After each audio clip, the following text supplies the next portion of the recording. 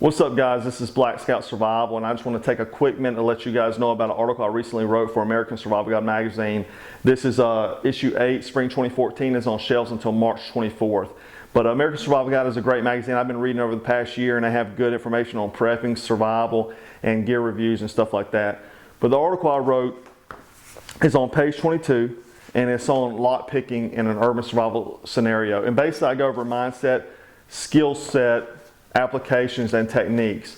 So if you're interested, pick it up. I'd appreciate the support. Like I said, I plan on writing for them over the next year a few more articles, so keep checking them out. And if you'd like more information, check out blackscoutsurvival.com. And as always, thanks for watching, and please subscribe.